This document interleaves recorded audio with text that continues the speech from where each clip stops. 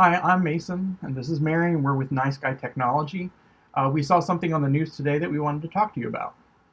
So I know we watch the news in our house pretty regularly, but did you all see the story about Kanye West visiting the White House?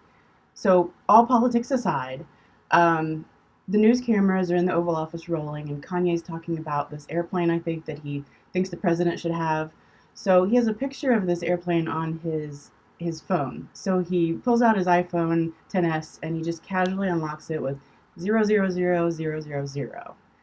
So here's the problem. The cameras were zoomed in on his phone when he was doing it, so now everyone knows his phone passcode. That kind of thing happens to celebrities all the time. The camera ends up catching their phone number or some other kind of personal information that wasn't intended to be shared. There's only one passcode that's easier to guess than Kanye's zeros, and that's the traditional 1, 2, 3, 4, 5, 6. But before we're too quick to judge, can most people honestly say that they take the precautions that they should with passwords, passcodes, and even being sure that someone isn't getting a snap of your credit card while it's laying on the table waiting for the waiter or waitress to come and pick it up? So, with devices like smartphones or tablets, even if your passcode is super simple, you've got a little bit of extra protection of the person who happens to steal it being locked out if they try too many incorrect guesses. So, if someone steals your phone, they have to figure out if your passcode's 4 digits, 6 digits, or even more.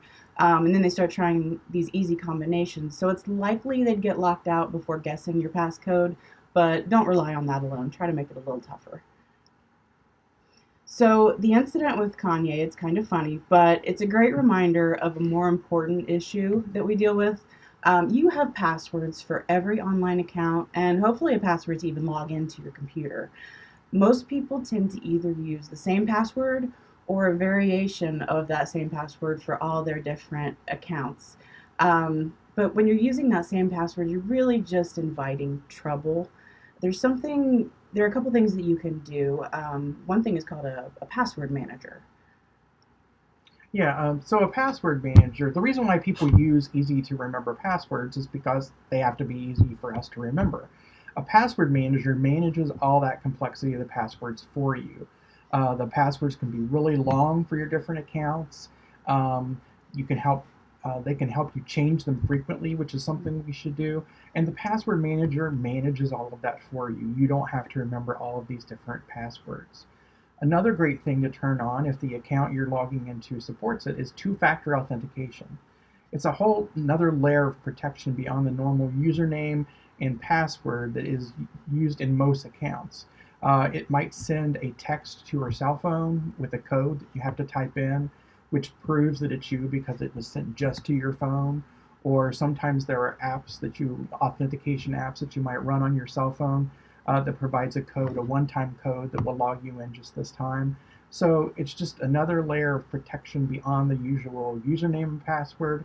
You've got a special code that is sent only to you and verifies that it's you that's logging in at that moment in time. Those types of things can get a little extra annoying because you've got those extra pieces that you have to do or take care of. But in the end, I'd much rather have a little annoyance than to have my digital information stolen or, put on the dark web for everyone else to have access to. So, best to stay safe. Get a strong password. Try a password manager. Add in that two-factor authentication. I know that's a lot of info. If you have any questions, don't hesitate to give us a call, send us an email, and we're happy to talk through these things with you. Thanks for watching.